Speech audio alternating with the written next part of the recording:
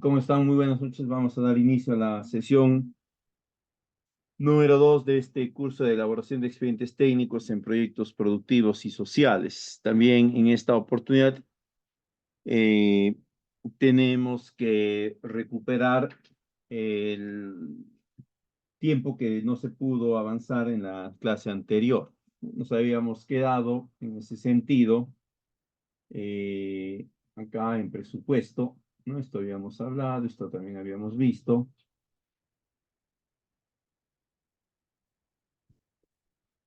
¿No? A ver, vamos a retomar desde acá, ¿ya?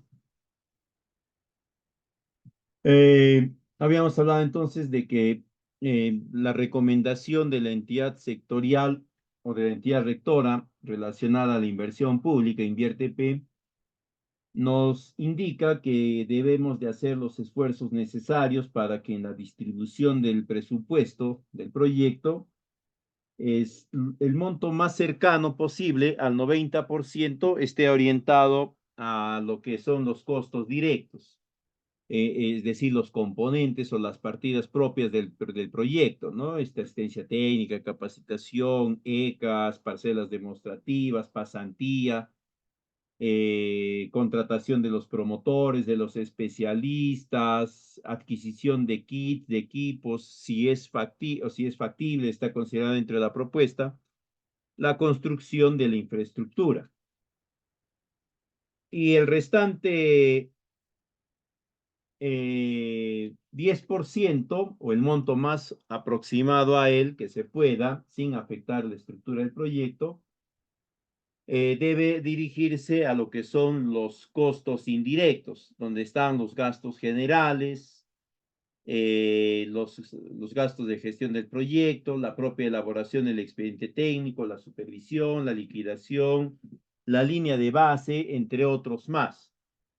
Si bien es cierto, si ustedes se han percatado en la ficha de preinversión en el formato 6A, 6B o también en la FTE del Midagri relacionada a proyectos productivos, en este se considera o existe la posibilidad de que la propuesta esté orientada a una administración indirecta, en cuyo caso se tendrá que considerar gastos relacionados a la utilidad y al impuesto general a las ventas. Es poco común, ¿ya? Es poco común, prácticamente no es la modalidad que se emplea, pero en un eventual caso que se diese, ¿no? Se tendría que tener en cuenta también ese tipo de gastos. Ahora, en cuanto ya al expediente técnico y sus generalidades, lo que tenemos que tener en cuenta es que el expediente técnico se conoce también como instrumento de inversión. ¿Qué quiere decir esto? Quiere decir que es el elemento tangible, lo vamos a llamar en este momento como documento, ¿ya? Ahorita lo estamos llamando como documento, pero más adelante vamos a ver que tiene otra connotación. Es el documento donde está descrito cuál es el proceso desagregado de ejecución de ese gasto, ¿no? En ese contexto va a considerarse el costo de cada una de las partidas, de los recursos que se requieren para ella, de las características de estos recursos, del, del proceso de generación del curso propiamente dicho, entre otras más. Y obviamente el plazo también. Ahora, acá es necesario hacer una precisión, ¿no? Este expediente técnico, este instrumento de inversión, se va a elaborar ya en la fase de ejecución y va a ser de entera responsabilidad ¿no? Es decir, el 100% de la responsabilidad de la elaboración del expediente técnico va a ser de un órgano denominado de forma general como unidad ejecutora de inversiones. Ya en cada entidad va a tener una denominación específica, ¿no? Eh, ¿Por qué se dice que tiene entera responsabilidad? Porque es el único ente que va a responder primero por la elaboración propiamente dicha del expediente técnico, es decir, que se elabore. Segundo, por la pertinencia, la idoneidad del mismo. En otras palabras, que el expediente técnico sea el adecuado para el tipo de proyecto que se va a conducir, esté bien elaborado, concordante con los marcos normativos, con los criterios técnicos, etcétera. Esta unidad ejecutora de inversiones, que puede ser la unidad de proyectos, el área de expedientes técnicos, puede ser un área específica de lo que se entiende como Dirección Regional de Agricultura, etcétera, va a ser el único responsable. El acomodamiento normativo que nosotros tenemos permite que esta entidad o este órgano, cuando considera que no tiene todas las condiciones para la elaboración del expediente técnico de cualquier proyecto en el marco de la inversión pública, puede tomar los servicios de un tercero, que se va a denominar como proyectista, como consultor, y es un particular, ¿no? Y le va a encargar, le va a confiar la elaboración de este documento, pero igualmente esta unidad ejecutora va a seguir siendo la única responsable. Eventualmente, si el proyectista elabora de una forma deficiente, no apropiada, inadecuada, en un plazo muy superior al que se le había planteado el expediente técnico, eh, el responsable va a seguir siendo este órgano, la unidad ejecutora de inversiones, obviamente a través del documento contractual que haya podido suscribir con el contratista, este le habrá trasladado temporalmente algunas responsabilidades, ¿no? Y en ese contexto le puede solicitar también las satisfacciones, los cumplimientos del caso, pero la unidad ejecutora siempre va a ser la responsable. Ahora, este expediente técnico que anteriormente le habíamos llamado documento, en la práctica es un conjunto de documentos. Es un documento formado por varios documentos que son denominados estudios, ¿no? El expediente técnico está conformado, digamos, por dos grupos o dos tipos de documentos. Los documentos denominados estudios, ¿no? Donde están los diferentes instrumentos sectoriales específicos, en algunos casos, que van a aportar información específica, detallada de algunos aspectos nada más. Y el otro grupo de documentos vendría a ser el expediente técnico propiamente dicho. ¿Cuál es la relación entre ambos? Todos cuando elaboramos un expediente técnico o cuando nos hablan de un proyecto productivo o un proyecto cualquiera, inmediatamente tenemos un criterio, perdón, una idea o un conjunto de ideas sobre qué actividades o partidas tenemos que desarrollar para cumplir con el proyecto. Si se les indica, por ejemplo, que se va a elaborar un proyecto productivo en cacao, todos sabemos inmediatamente que el proyecto tiene que considerar la asistencia técnica, la capacitación, probablemente la instalación de parcelas o módulos demostrativos, pasantía. Es más, empezamos a tener claro que se va a requerir de por medio, ¿no? La asistencia técnica en la siembra, en las podas, en el manejo de los plantones en vivero, el manejo de plagas y enfermedades, etcétera. Todos sabemos eso, ¿ya? Eso vendría a ser básicamente la estructura de actividades o de partidas del expediente técnico. Lo que no sabemos son las características que debe de tener cada una de esas partidas, cada una de esas actividades. ¿Dónde vamos a encontrar esas características o qué es lo que tenemos que hacer para encontrar esas características? Lo que tenemos que hacer es desarrollar los estudios generales y específicos. Estos estudios nos van a dar información. Unos nos van a dar información sobre las características del suelo, otros nos van a dar información sobre las características del ciclo hidrológico, otros nos van a dar características de aspecto productivo, otros nos van a dar características sobre los riesgos a los cuales se está expuesto la zona de intervención. Y esas características las vamos a considerar nosotros para perfeccionar las partidas que ya conocemos, ¿no? Ya sabemos que se va a tener que hacer capacitación en, eh, en manejo integral de plagas.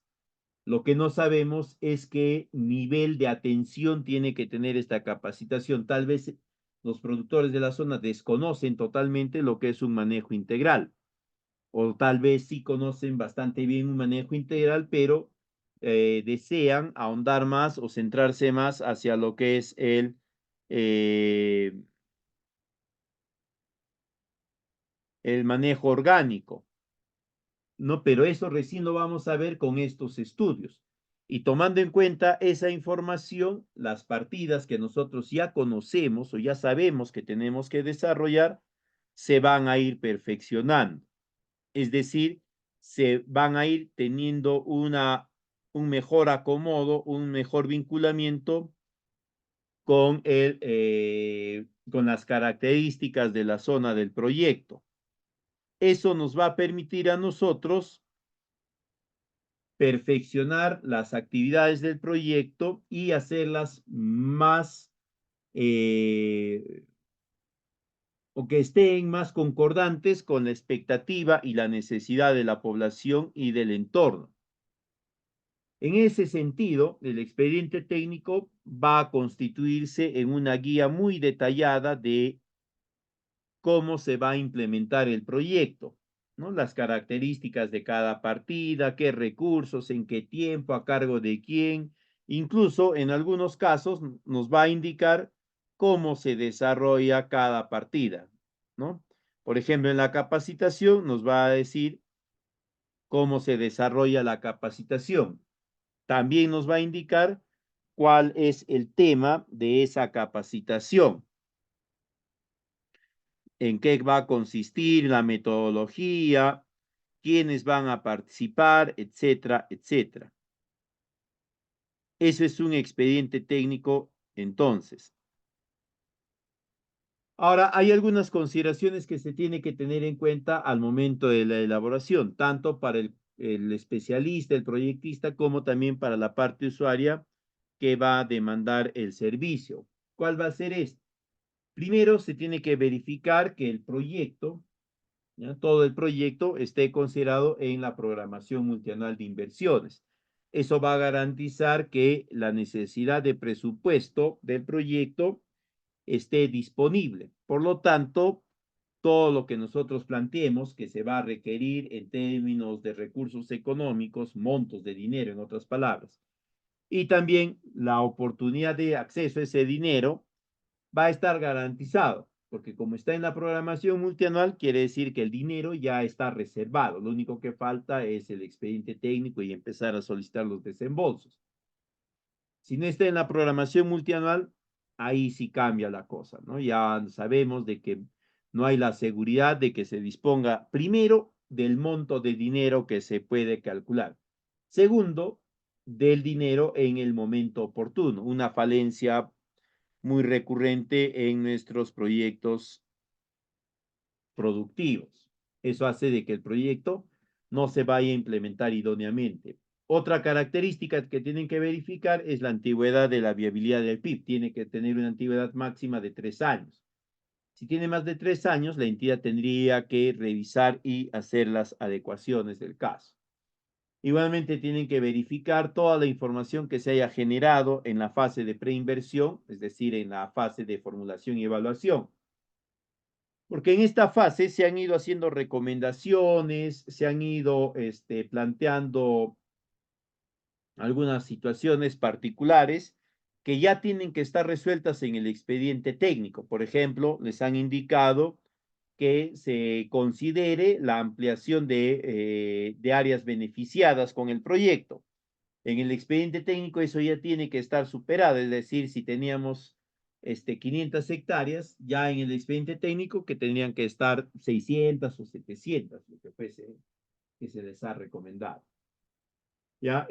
Además de ello, recuerden ustedes que cuando nos generan la declaratoria de viabilidad de un proyecto, es muy común que hayan recomendaciones, ¿no? Que nos indiquen que se tiene que tener en cuenta tales criterios, tales metodologías, tales estrategias, etcétera. Y que eso tiene que estar superado y resuelto en el expediente técnico.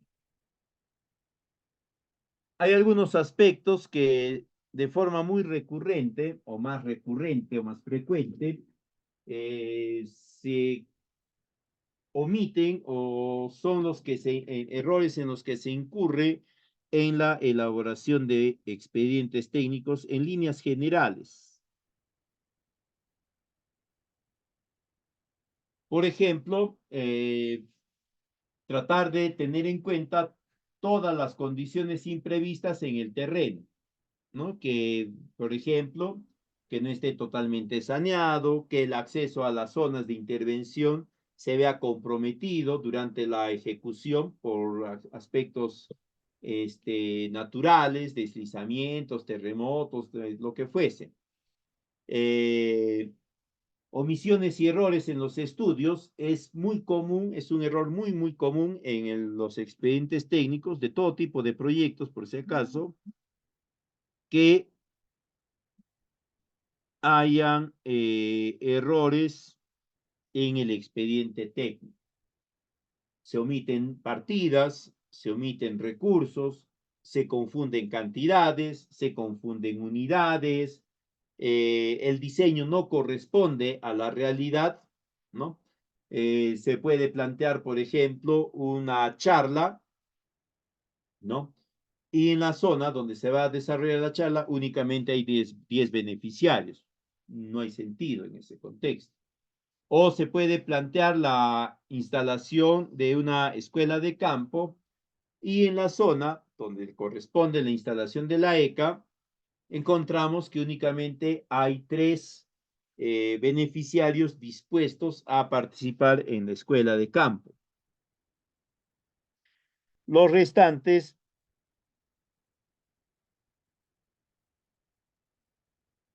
no están interesados. Entonces hay que tener cuidado.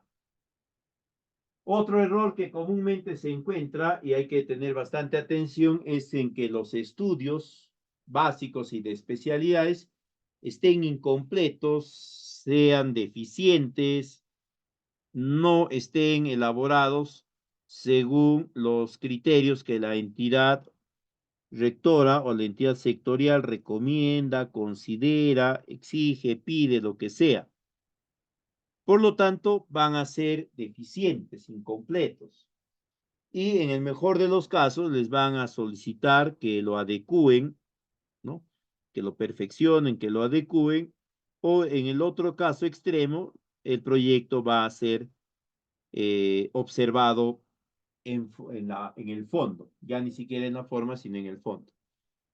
Un error que se ha ido controlando y que se ha ido reduciendo es que no exista el estudio de evaluación de riesgos ante desastres en los proyectos, ¿no? Ahora sí, porque este estudio es obligatorio para todos los proyectos. Vamos a ver en unos instantes en qué consiste, qué es y qué aspectos tienen que tener en cuenta ustedes. Otro aspecto que se tiene que considerar para evitar errores es el incumplimiento de algún marco normativo. Los proyectos productivos, por si acaso, dependiendo de la complejidad del proyecto, de los diferentes procesos a los que se está considerando, eh, va a tener o va a estar vinculado a una mayor cantidad de lineamientos normativos. Por ejemplo, si hablamos de un proyecto productivo orientado a, vamos a poner mango para exportación, vamos a poner. Se tiene que tener en cuenta, aparte del marco normativo específico para la producción de cultivos en un esquema de inocuidad, es decir, restringir el uso de ciertos pesticidas, implementar sistemas de control, etcétera, se va a tener en cuenta, que tener en cuenta el marco normativo específico de los parámetros que tiene que tener el mango para su exportación, ¿ya? El color, el grado de madurez, dimensión, forma de cosecha, documentación que exhiba, la correcta producción del mismo y otros más.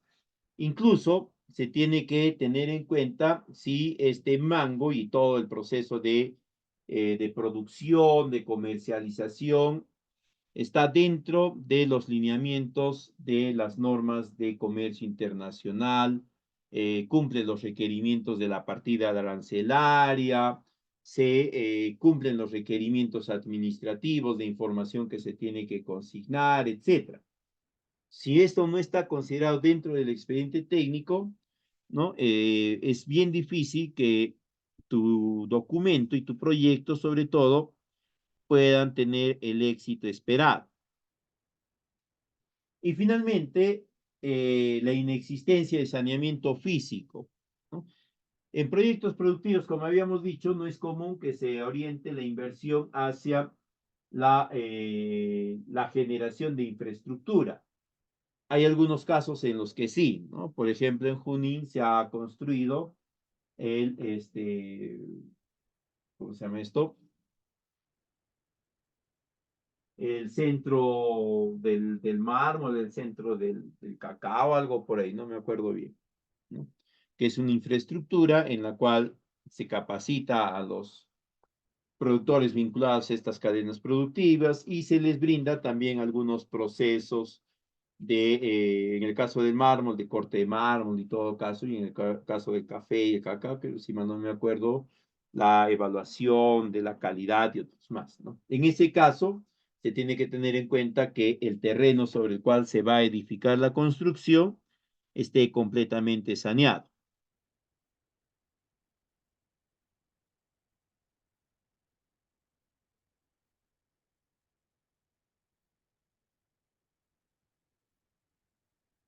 Ahora,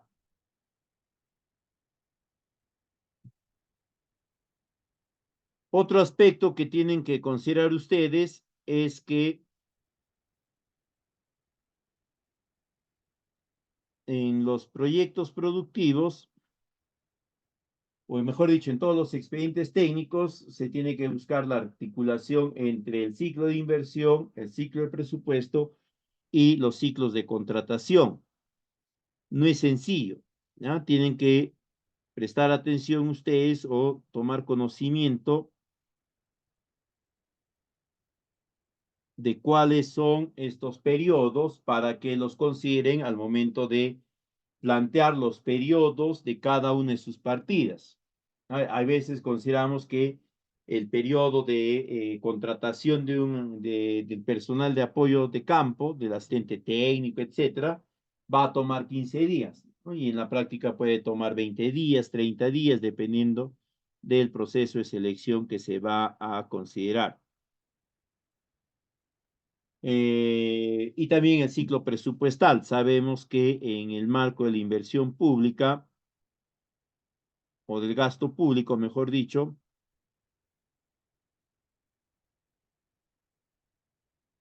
eh, hay plazos que se tienen que cumplir, ¿no? Por ahí alguien dirá, la burocracia, que por acá, que por allá, pero a menos que hayan formado parte del aparato estatal y que hayan asumido responsabilidad funcional sobre algunos aspectos, entenderán pues que es necesario cierto nivel de burocracia. Otro aspecto que van a tener en cuenta al elaborar el expediente técnico es prevalecer o resguardar la concepción técnica del expediente técnico.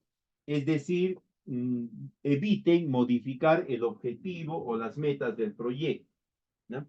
No se tienen que modificar, tienen que seguir siendo las mismas metas y el mismo objetivo que se había planteado en el estudio de preinversión. En algunos casos puede variar, ¿no? Se puede incrementar, se puede reducir. ¿En qué casos es factible esto? Uno, cuando en el documento de aprobación o declaratoria de viabilidad nos indican que se debe ampliar los beneficiarios, ampliar el área de intervención, etcétera. Ahí sí, ¿por qué? Porque la entidad dueña de la inversión Invierte P te está diciendo, hoy sabes que tu proyecto tiene que ser más amplio, tienes que incorporar más beneficiarios, te estoy dando el permiso, porque te estoy recomendando, te estoy dando ya el permiso para que lo hagas. Es más, tienes que hacerlo. Ahí no hay problema. Modifican, incrementan el objetivo, incrementan las ventas, ambos, uno de ellos, lo que fuese, y le comunican a la entidad que siguiendo la recomendación o las indicaciones dadas en el informe tal, ¿no? Se ha alcanzado el nuevo objetivo, las nuevas metas, etc. Y sanear. La otra situación de variación es cuando un integrante de la entidad, el gobernador regional, alcalde provincial, gerente, quien sea, te indica que tienes que modificar. Ingeniero, ¿sabe qué? En la comunidad X también nos está pidiendo el proyecto productivo. Incorpóralo, pues. Ya vemos luego cómo hacemos, cómo jalamos el presupuesto para poderlos atender.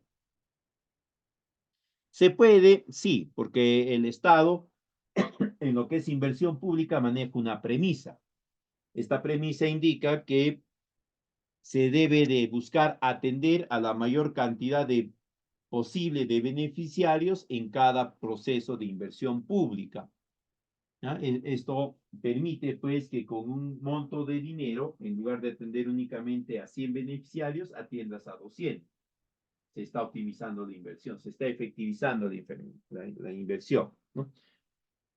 Pero no tienes el permiso del dueño de la inversión, pues el dueño de la inversión es Invierte P, por si acaso. El dueño de la inversión pública es Invierte P, no es el pueblo, para los amantes del pueblo, no es el pueblo, no es el gobernador, no es el ministro, no es el alcalde, no es la presidenta ni del Congreso, nadie, a no ser Invierte P. Él es el dueño de la inversión. Si el dueño de la inversión no te ha dicho que modifiques el objetivo y las metas, y a pesar de eso tú lo haces, le tienes que explicar por qué impactos va a tener, etcétera. Tus razones, justificas por qué lo has hecho, ¿no? Como cuando éramos pequeñitos y tu papá te decía, no hagas eso, y tú lo hacías y luego decías, no, es que no te escuché, pensé que no me lo decías a mí, no pensé que iba a salir así, etcétera, ¿no? Y finalmente recurrimos a la frase de nuestro amigo el Chavo el Ocho, ¿no? Fue sin querer queriendo, se me chispoteó. En este caso, cuando la entidad genera la variación del objetivo y las metas, se le comunica a Invierte P, se justifica para que se hagan las modificaciones en los diferentes instrumentos que se han ido generando. La finalidad de todo proceso de inversión es la optimización de ese proceso, de la inversión, es decir, la optimización del gasto del dinero. ¿En qué consiste esta optimización? En que todas las actividades partidas, ¿no?, que hemos planteado se ejecuten en el tiempo que se ha indicado, con las características que se han establecido y con el dinero que se le ha asignado a cada una de ellas, una por una. Es decir, si en el proyecto se indicaba que habían 20 partidas de capacitación, ¿no? Y cada partida tenía su presupuesto, cada una de las partidas se tendría que haber ejecutado con ese presupuesto, nada más. No se debería de haber sobrepasado el presupuesto. Ahora, en el caso que se haya sobrepasado, pues obviamente lo que queda es justificar, ¿no? En otras palabras, fíjense ustedes lo importante, interesante que es nuestro sistema de inversión.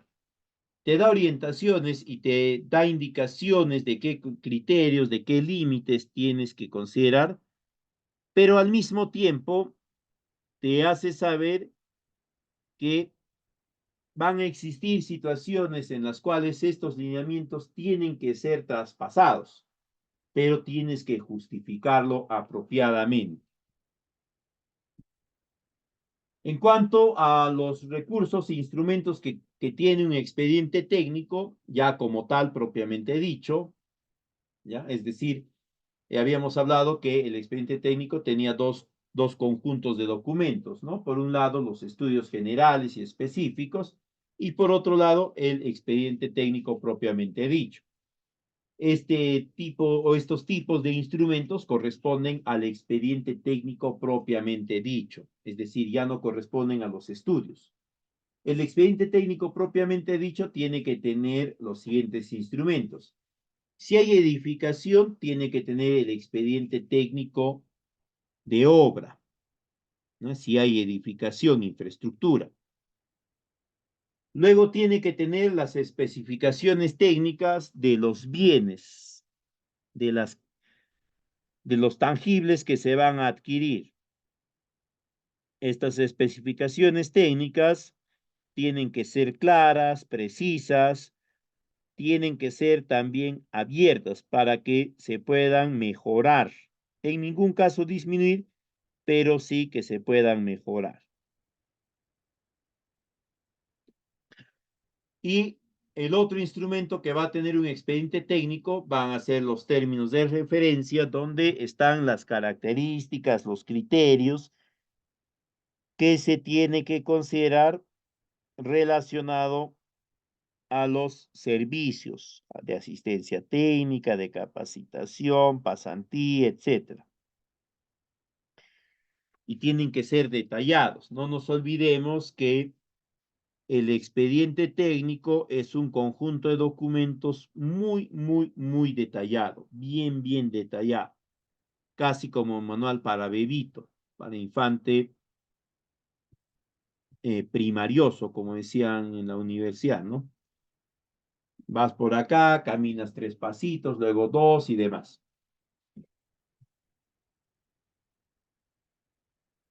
Este viene a ser más o menos el esquema de expediente técnico que se maneja actualmente en líneas generales en la inversión pública.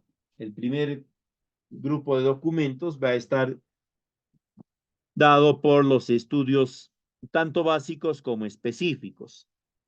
Y de ahí ya viene, ¿no?, el expediente técnico propiamente dicho, la memoria descriptiva, las especificaciones técnicas, eh, los planos, metrados, presupuesto, etc. Este es un esquema en el cual se plantea, digamos, los tipos de profesionales que pueden estar considerados en un expediente técnico bastante amplio, ¿no? El jefe de proyecto, un especialista agropecuario, social, un ambiental. Si hay infraestructura, tendrá que haber un responsable de infraestructura, un ingeniero civil o arquitecto, lo que fuese.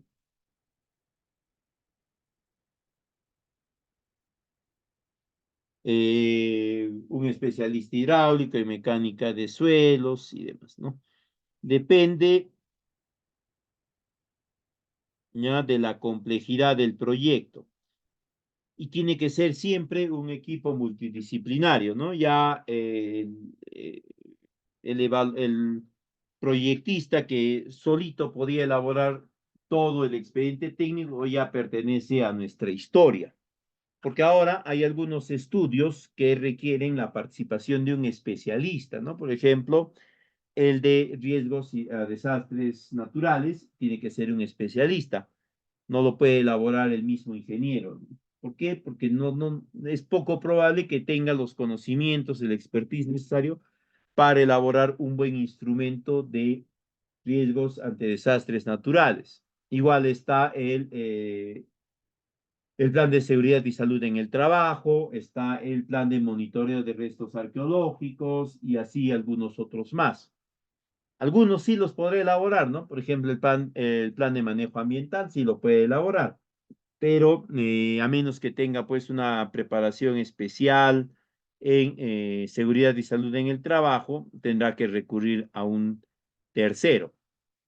Y ahora ya sabemos pues que también Invierte P y las entidades vinculadas a la aprobación de expedientes técnicos solicitan que cada estudio esté firmado por un especialista, ¿no? Y que este especialista a su vez demuestre su experiencia y la idoneidad de su trabajo a través de sus anteriores trabajos. Entonces ustedes tienen que considerar eso siempre. Para terminar lo que nos faltaba de la primera sesión, vamos a hablar sobre los costos y presupuestos. ¿Cuál es la característica de un costo y de un presupuesto? El costo viene a ser el monto de inversión o el monto que refleja la cantidad y calidad de un determinado producto, que puede ser un bien o un servicio. El costo puede ser un costo total, en el cual se considera que es el monto general, el monto total consolidado que le corresponde a un producto con determinadas características.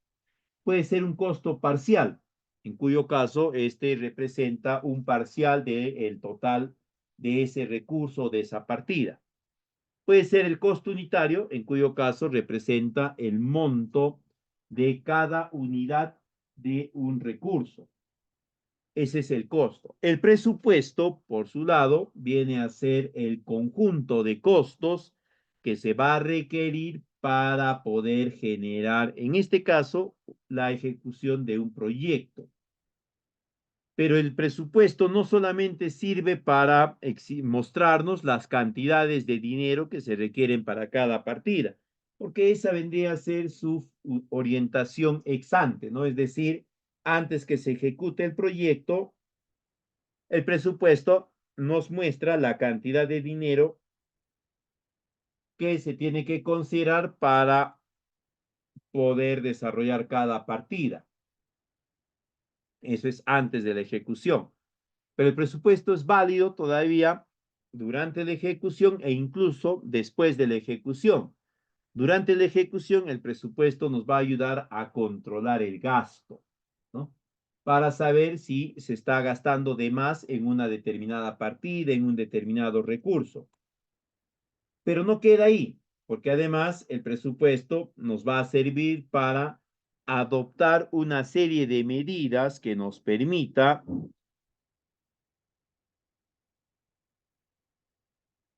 tener un gasto concordante con lo planteado para controlar, para no salirnos del gasto, ¿no? Cuando estamos gastando, empezando a gastar más, revisamos el expediente y decimos, uy, estamos cerca a excedernos y tenemos que hacer algunos reajustes. En otras palabras, el presupuesto también sirve para reajustar la ejecución de gastos y poder acercarnos más al monto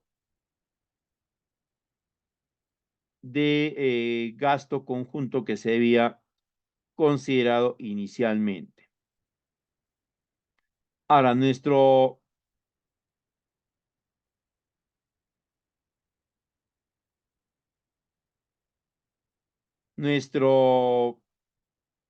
esquema de presupuestos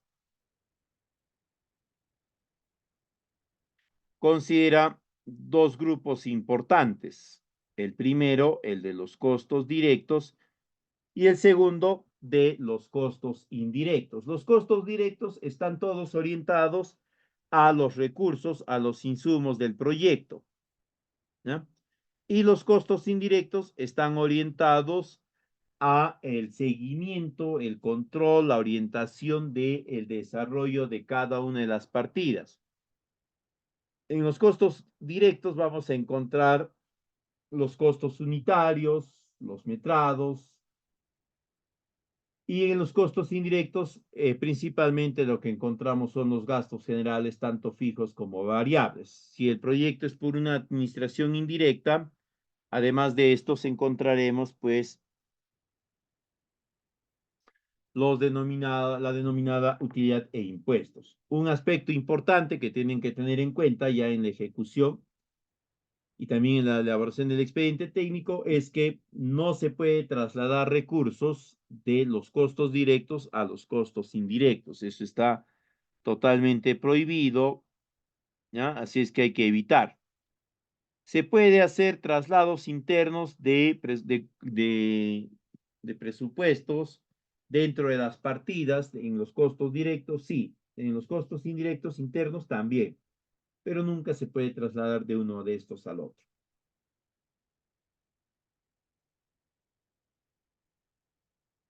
Esta es una hoja de presupuesto de un expediente técnico, lo vamos a ver con más detalle en la siguiente sesión. La presentación del presupuesto puede ser en diversas formas, ¿ya? Cada actividad se denomina como partida. En ese sentido, pueden haber partidas de primer orden, segundo, tercer, cuarto, hasta quinto orden. Los costos unitarios vienen a representar la cantidad de dinero y de recursos que se requiere para producir una unidad de cada partida. Una sola unidad. Por ejemplo, si hay una partida de capacitación en los costos unitarios, nos va a exponer la cantidad de dinero que se requiere para una sola capacitación. Ya de ahí se multiplica por el total de capacitaciones y se va obteniendo los metrados. Eso lo vamos a ver también en la siguiente sesión. En el caso de los costos unitarios, es decir, en los costos, cuando ustedes planteen o elaboren el presupuesto, si es una administración indirecta, es decir, por contrata, en la mano de obra se considera el costo hora hombre según el régimen de construcción civil y en los materiales se consideran los precios sin el IGB. En equipos, el costo de alquiler, ¿no? De operación sin IGB también. En una administración directa, es decir, cuando la misma entidad va a ejecutar el proyecto, el costo de la mano de obra se considera el costo hora hombre que paga la entidad, ¿no? La municipalidad, el gobierno regional, cuánto le paga a un trabajador por hora hombre, pero se le va a exigir que tenga los rendimientos similares a los de construcción civil. En el caso de materiales se consideran los precios con IGB y en el caso de servicios el costo de operación incluido también el IGB, ¿no? Eso es importante. En cuanto al esquema de cálculo del presupuesto total, ¿no? En la administración indirecta, al costo directo se le suman los gastos generales. A estos gastos generales y costos directos se le calcula una utilidad, ¿no? Que la entrada nos indica, se suma esta utilidad con este subtotal de costos generales y costos directos y se obtiene el IGB. Se suma este IGB al anterior y se obtiene el presupuesto total del proyecto. En una administración indirecta es distinto, ¿no? Simplemente a los costos directos del proyecto se le suman los gastos generales tanto fijos como variables y se tiene ya los costos unitarios.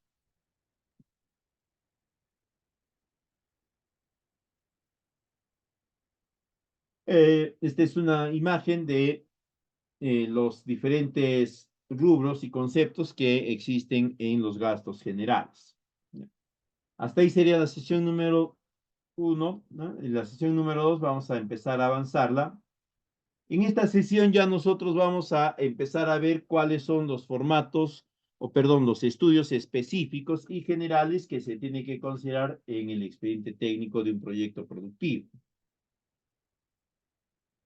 Eh, En primer lugar, lo que tienen que tener claro ustedes es que Invierte P en el año 2020-21, en el 2020, finales, en la último semestre del 2020, ha establecido un esquema recomendado básico de expediente técnico. Y para Invierte P, este esquema considera 4 grupos de documentos: el de estudios, el grupo de documentos generales, el grupo de ingeniería y detalle y el grupo de presupuesto y cronograma. Este esquema lo tiene que seguir todos los expedientes técnicos, sin excepción. Pero además, invierte P indica que también la entidad sectorial, en este caso el Midagri, puede solicitar algunos estudios especiales, ¿ya? Según criterio. Entonces, este es el conjunto de documentos detallado que se considera en el primer grupo, en estudios. Está la revisión del perfil, el estudio de riesgo ante desastres, la certificación de inexistencia de restos arqueológicos, el CIRA, más un plan de monitoreo arqueológico. No basta el CIRA, debe haber un plan de monitoreo arqueológico.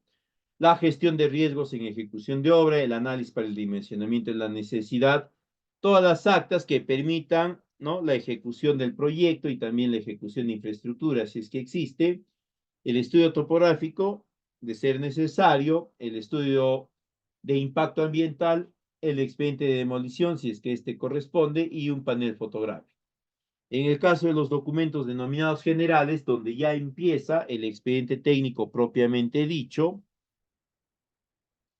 se solicita llenar el formato 8, la sección B específicamente, y de ahí ya viene el expediente técnico, ¿no? El resumen ejecutivo, la memoria, la ficha técnica, la memoria descriptiva, la memoria de cálculo, las especificaciones técnicas, el plan de seguridad y salud en el trabajo. En esa época del 2020 se consideró también el plan de vigilancia y monitoreo COVID-19, el cual no está claramente descrito si es que ya ha sido derogado esa obligatoriedad de ese estudio o si todavía no. En cualquier caso, es mejor tener la precaución y tenerlo a la mano. En el grupo de ingeniería y detalles, donde ya se representan y se esquematiza de forma detallada el diseño técnico de cada partida y también del proyecto, se consideran los planos, todos los planos, el plano clave, el plano topográfico, el ámbito de influencia, el plano de ubicación de áreas o terrenos productivos, el listado de planos por especialidad, el listado de equipos y demás. Y por último, en el grupo de presupuesto y cronograma, se consigna ya el cuadro general del presupuesto, el cuadro resumen, el presupuesto de obra, el desagregado, el análisis de gastos generales, el análisis de costos unitarios, la planilla de metrados, etc. Todo aquello que nos permita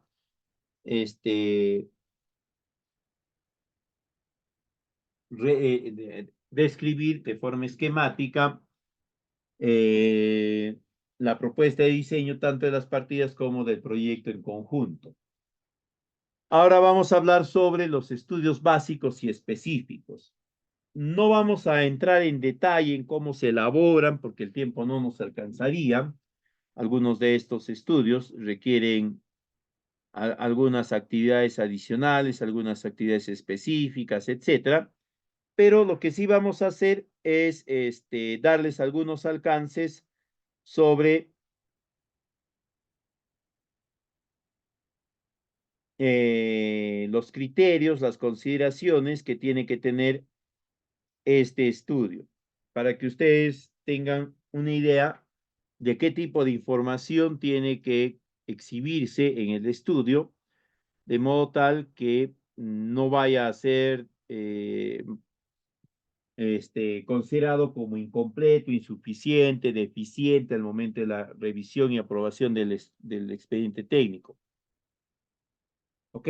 El primer estudio, que es el estudio de riesgos ante desastres climáticos, ante desastres y cambio climático, es un estudio que lo tiene que hacer un especialista. Es un estudio que está orientado a describir, identificar y describir los posibles riesgos de desastres que se pueden presentar en el ámbito de ejecución del proyecto. Es en toda el área de influencia, no solamente donde se va a ejecutar el proyecto, sino en todas las zonas de su ámbito de influencia. Y la orientación de este estudio es para generar información que permita implementar acciones de resguardo en la ejecución del proyecto, porque el proyecto es importante. El proyecto sí o sí se tiene que eh, ejecutar, porque responde principalmente a una brecha que es una necesidad imperiosa de los beneficiarios por acceder al servicio. Para este estudio tienen que tomar en cuenta la participación de un especialista, ¿ya? Para que desarrolle bien el proyecto. ¿Qué tienen que tener en cuenta ustedes? Que este especialista considere todo un esquema de riesgos que se pueden presentar en la zona. Este es el esquema general de riesgos que ha sido ya avalado por las entidades sectoriales, no, por las entidades competentes, perdón. Y a partir de eso tiene que identificar el nivel de peligro de cada uno de los peligros y luego tiene que definir cuáles son los tipos de vulnerabilidad y los niveles de vulnerabilidad que se pueden presentar en torno a este peligro. Son en total 8 vulnerabilidades que este especialista puede considerar. Mínimamente de estas tiene que considerar las 4 primeras y una de las 4 restantes. ¿Ok? En cada una de ellas hay niveles de vulnerabilidad, ¿no? Bajo, medio, alto, muy alto. Y cada vulnerabilidad tiene su descripción, el especialista conoce ello. Se va a determinar a partir de estas vulnerabilidades, ¿no? La vulnerabilidad relacionada a cada riesgo y con ese se va a estimar el nivel de riesgo, ¿no? Si es un riesgo alto, medio, muy alto, bajo, etc. Y dependiendo de ese resultado final, se van a plantear medidas de contingencia. Medidas de contingencia orientadas a la población del ámbito de influencia del proyecto y también a las zonas específicas del proyecto. Uno de los resultados importantes de este estudio es que se le va a remitir o se le va a presentar a la autoridad un estimado de presupuesto que se tiene que tener disponible para poder superar una situación de desastre climático que haya sido contemplado en este estudio. ¿Ok? El segundo estudio es el de riesgos en ejecución del proyecto. Más que un estudio, es un conjunto es como un checklist donde ustedes van a incorporar información en este formato, el anexo 2 de OCE, la guía PMBOK, y donde les van a pedir que verifiquen que no están incurriendo en riesgos de errores de deficiencia en diseño, de construcción, etcétera. Básicamente es una declaración jurada ante Invierte P, ante el Estado, de que tu proyecto sí está bien hecho, que tu expediente técnico, perdón, sí está muy bien hecho y que no se va a presentar ninguno de estos riesgos.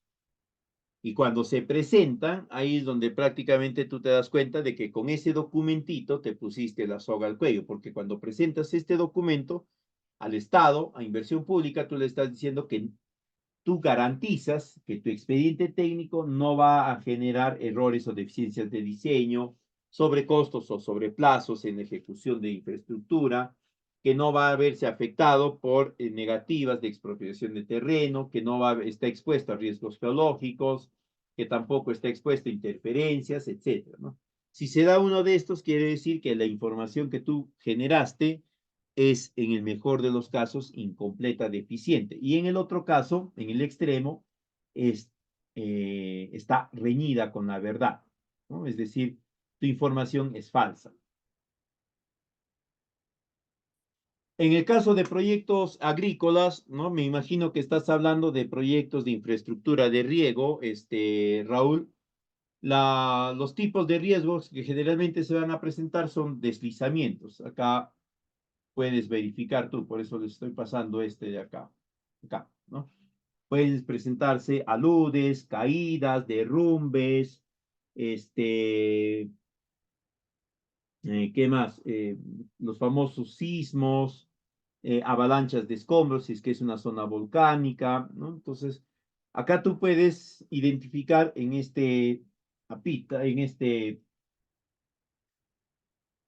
acá, acá tú puedes identificar qué riesgos o qué peligros se pueden presentar dependiendo del tipo de proyecto, ¿no? Esto lo manejan todos los evaluadores de riesgos y desastres, por si acaso. Y de ahí van extrayendo ellos cuáles son los peligros, ¿no?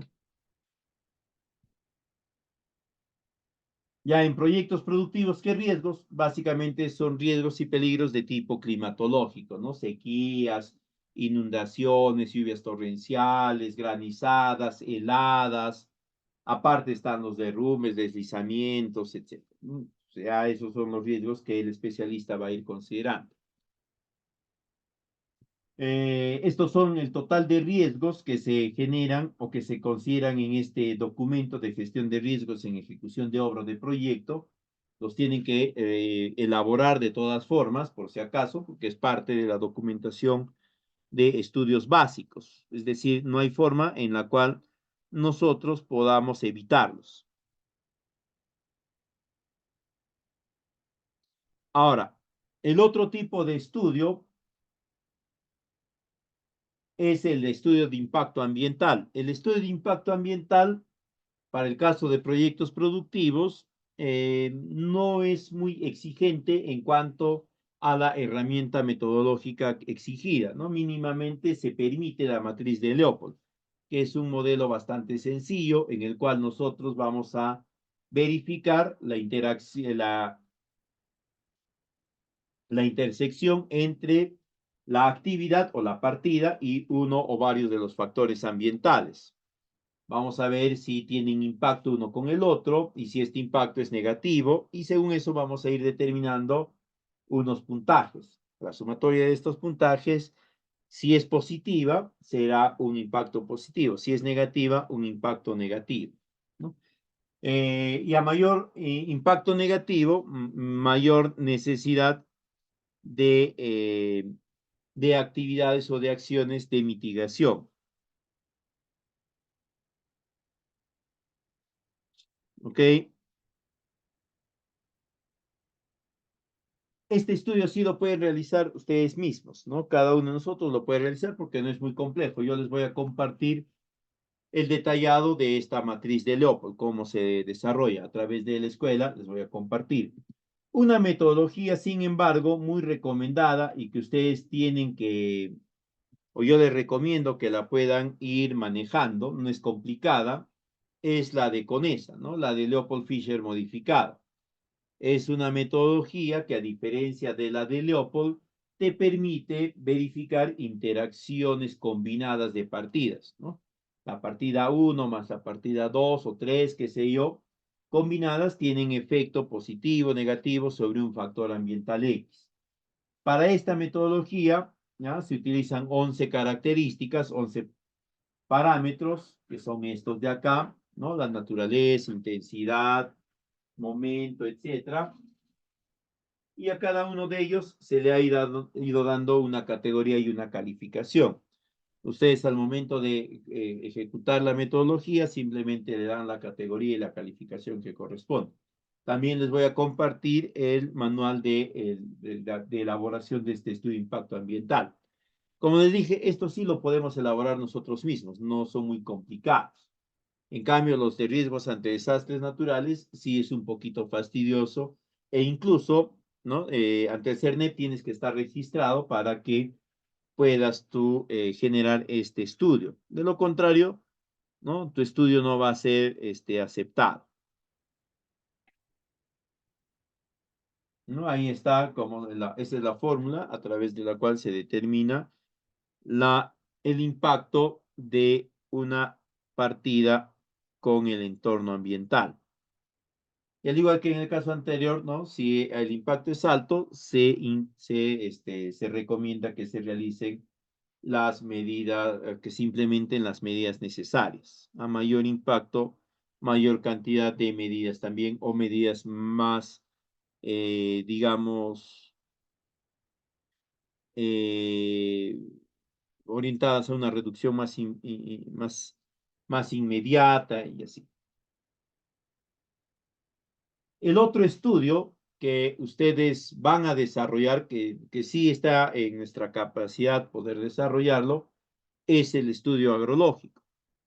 este es un estudio específico de los proyectos productivos, ¿ya? Hay que tener muy en cuenta este estudio, porque de este estudio se va a determinar la pertinencia de las zonas de producción, ¿no? Si la zona donde se pretende o donde se están conduciendo los predios productivos reúnen las mejores condiciones o en todo caso, bajo qué condiciones especiales se puede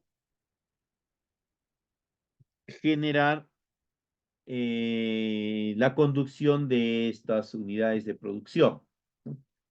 En cuanto a la metodología para elaborar este estudio agrológico, hay varias metodologías, ¿no?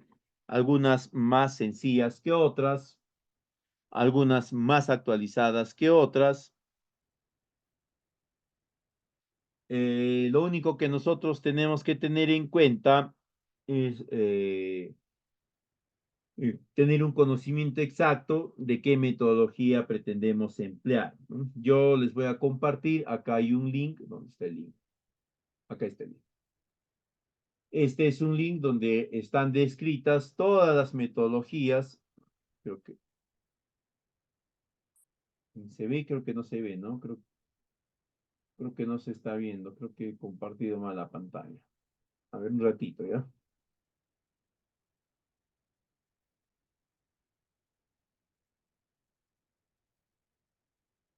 ¿Ya?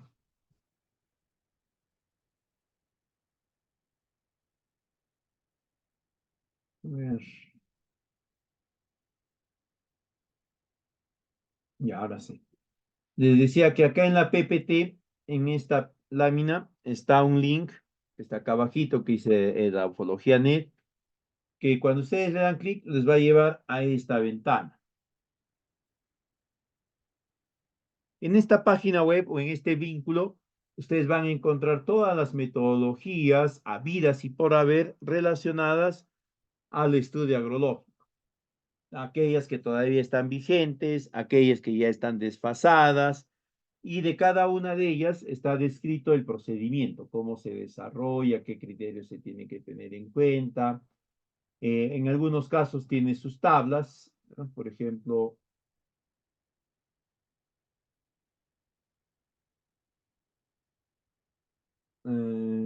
acá debe tener su tabla.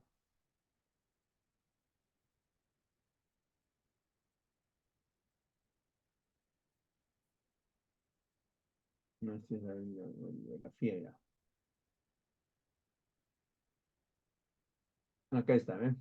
En este esquema de evaluación de tierras, según la metodología de la FAO del 76, ¿no? Los diferentes ítems tienen su tablita. Le dan clic nada más acá y van a poder ver cuáles son esos ítems, ¿no? Y así, de cada uno de estos, ¿no? Y es bastante amplia la página, por si acaso. Es muy, muy completa y sobre todo está orientada a estudios de suelos para proyectos productivos.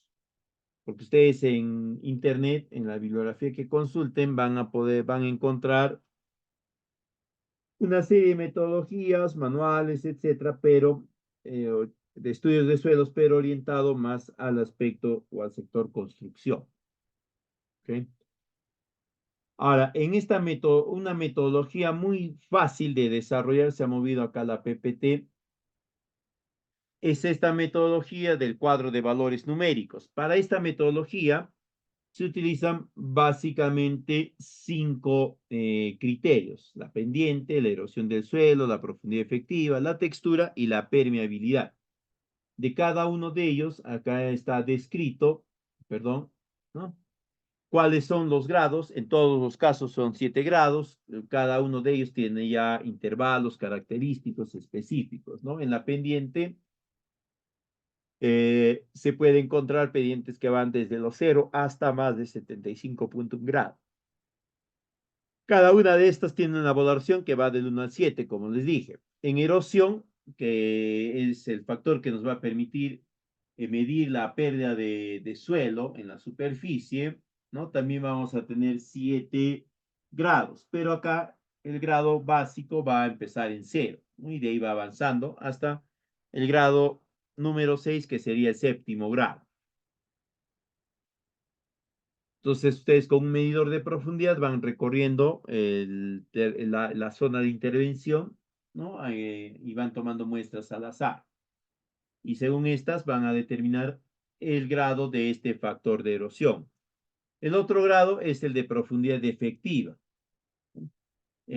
Para ello tienen que desarrollar calicatas de aproximadamente 1,5 metros hasta 2 metros de profundidad para poder tener una mejor lectura sobre el perfil del suelo, ¿no? Y que a partir de este se pueda determinar la capacidad de soporte de plantación o de cultivo que pueda tener el mismo. Al igual que en el primer caso, acá este factor también tiene 7 grados, empieza en 1 y acaba en 7, ¿no? Y la profundidad sí es algo más variable. El, un nivel apropiado de profundidad del suelo o de la profundidad efectiva está en el rango de 30 a 35 centímetros de profundidad, ¿no? ¿Ya? Es decir, si la capa arable, como nosotros le llamamos, es de 30 a 35 o incluso hasta 45, 50, etcétera, se considera que es un suelo con una profundidad efectiva moderada a profunda y eso va a tener un impacto sobre la clase de suelo que vamos a determinar. El otro factor es la textura. Y sobre esto sí, muchos de los que estamos vinculados a las ciencias agrícolas, tenemos bien claro a qué se refiere la textura del suelo, ¿no? Eh, se considera acá también 7 graduaciones que van desde muy liviana, un suelo muy arenoso, arenoso franco, hasta una denominación como moderadamente pesado, que son suelos arcillosos, franco-arcillosos.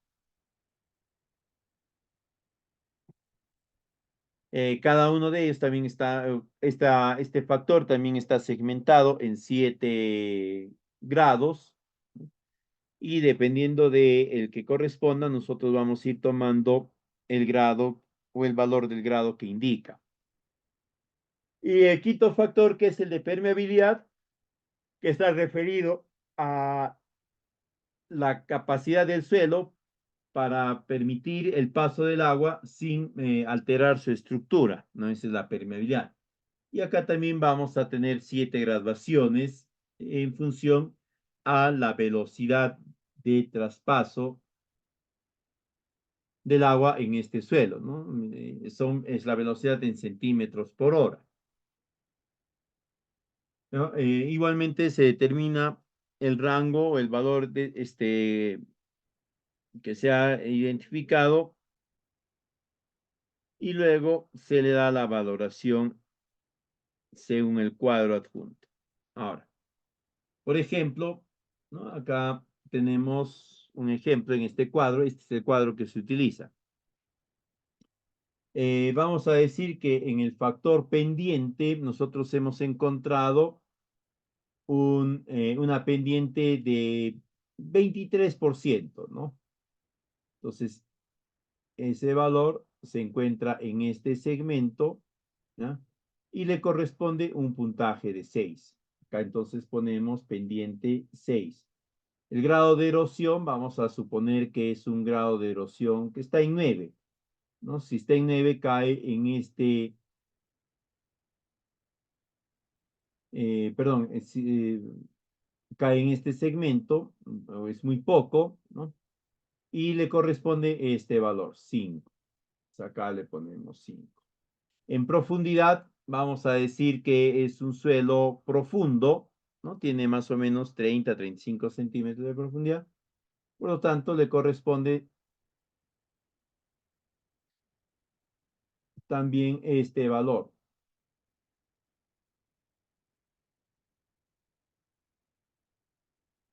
¿no? Le corresponde también el valor de 6.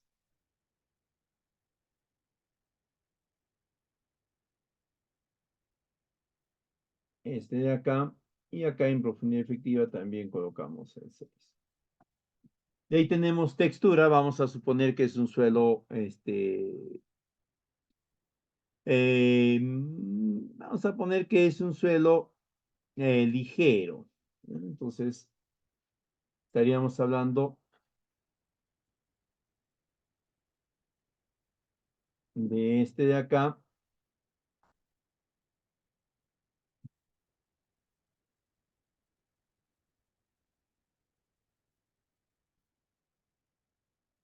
Ligero. Y vamos a decir que este valor que le corresponde. Entonces acá tenemos textura 20. Y en permeabilidad vamos a decir que es una permeabilidad moderada. Entonces, perdón. Consideramos este valor que le corresponde a este valor 4. Lo ponemos acá y sumamos, ¿no?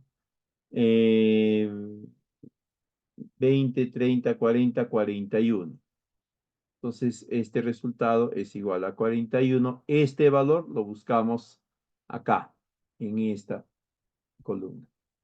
Y vemos que cae en este rango, entre 36 y 43. Y vemos que es un clase tipo 2. Y acá nos indica que el suelo clase tipo 2, que está acácito,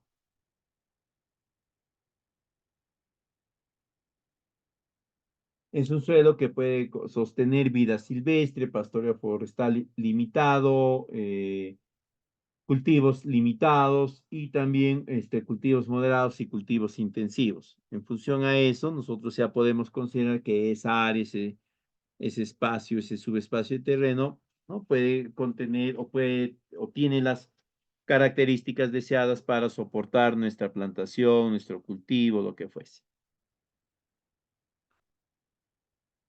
El otro estudio que se les pide obligatoriamente es el estudio de sostenibilidad. Este estudio básicamente es la descripción de toda la estrategia que van a plantear ustedes para que se siga prestando el servicio de asistencia técnica, de capacitación a lo largo de 10 años, ¿no? A lo largo del horizonte de evaluación. ¿Ok? Acá ustedes tienen que considerar previamente haber coordinado con la autoridad, con la entidad, para ver qué ajustes internos, qué variaciones internas puede hacer ella. Tienen también que haber verificado la posibilidad de existencia de alianzas estratégicas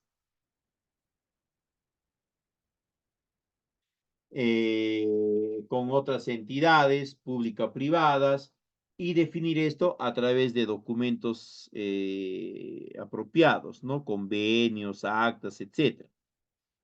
También acá tienen que considerar ustedes describir cuál va a ser la estrategia de generación de recursos o de ingresos para la continuidad de la prestación del servicio, porque la prestación de un servicio requiere dinero. ¿De dónde va a salir? Le van a cobrar al beneficiario, la entidad les va a trasladar presupuesto de sus recursos propios. No le puede solicitar la entidad al Estado que le asigne una partida para cubrir estos servicios. No lo puede hacer, ¿no? El Estado le va a rechazar. Van a haber donaciones, etcétera, ¿no? Cualquiera de estas tienen que describirlo acá y no se olviden, tienen que indicar cuáles son los documentos que garantizan esa participación. De ahí tenemos el Plan de Seguridad y Salud en el Trabajo, que es un documento exigido sobre todo a los proyectos que se elaboran bajo la administración directa, porque las entidades nacionales son las que menos atención le prestan a la seguridad y salud en el trabajo. Esto lo tiene que elaborar un especialista. Hay todo un proceso de elaboración del mismo. Se tiene que hacer un análisis, una evaluación, se tiene que elaborar el IPER. A partir de este IPER se plantea el sistema de gestión de seguridad y salud en el trabajo, el plan de capacitaciones, el desarrollo de la línea de base. Si hay más de 20 trabajadores, se conforma el comité de seguridad y salud. Si no, no se conforma este.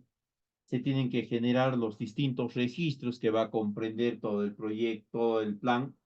Este es el modelo del matriz IPER, el más amplio, que está vigente ya desde la época del COVID. Antes de eso habían otros modelos más sencillos, ¿no? Y por último tenemos el plan de monitoreo de inexistencia de restos arqueológicos. Una cosa es el CIRA, ¿no? El certificado de inexistencia de restos arqueológicos, pero este CIRA te lo emiten, digamos, como una constancia de que hasta el momento, en ese ámbito de intervención, no se han identificado restos arqueológicos, manifestaciones arqueológicas, ¿no? Y te piden un plan de monitoreo para verificar que durante la ejecución no se ha identificado, no se ha registrado, no se ha descubierto ningún tipo de resto arqueológico. ¿Ya? Entonces, este plan de monitoreo lo va a elaborar un especialista, generalmente es el mismo especialista que ha obtenido el CIRA, ¿ya? Y va a tener ciertas características, ¿no? Ellos tienen sus propios mapas, modelos de muestreo, etcétera, y también sus cronogramas de muestreo. ¿Ya? Tiene que ser elaborado y firmado por un especialista.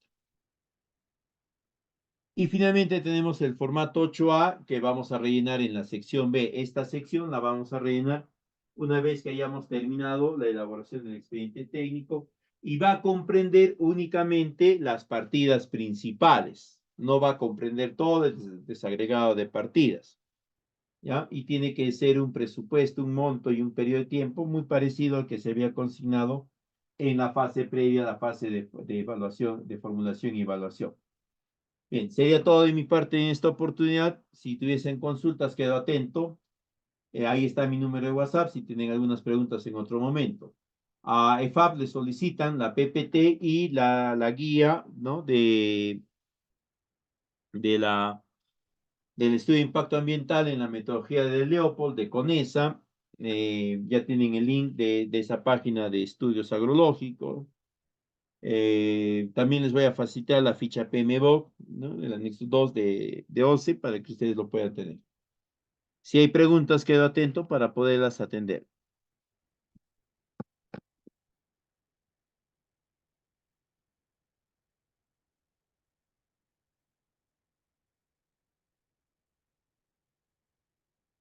Bien.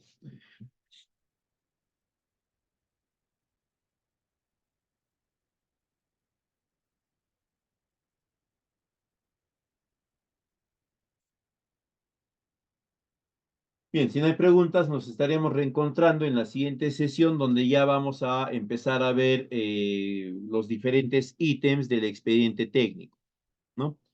Desde la memoria descriptiva, las especificaciones técnicas, qué información tienen que consignar de los beneficiarios, del área de influencia y demás. Entonces, nos estaríamos reencontrando la próxima semana, el próximo sábado, a la misma hora, ¿no? A las 6 en punto de la tarde. Muy buenas noches con todos. A ver, hay una pregunta. Ah, listo. Gracias, William. Bien. Muchísimas gracias. Entonces, nos estamos reencontrando el próximo día sábado. Muy buenas noches con todos. Permiso.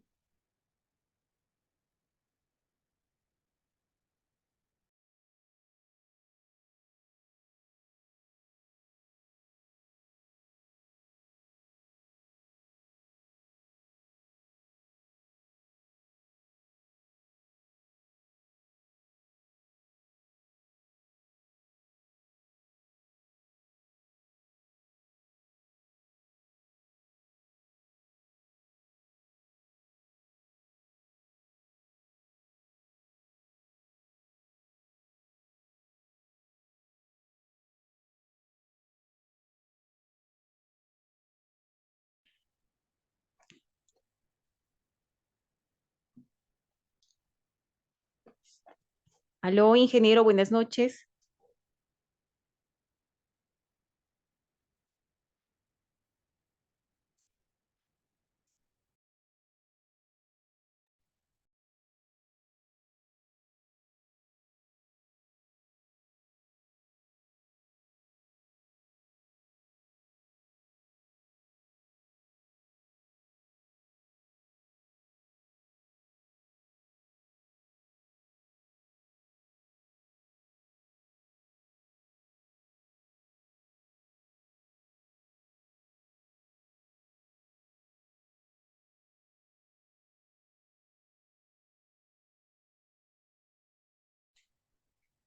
Aló, buenas noches.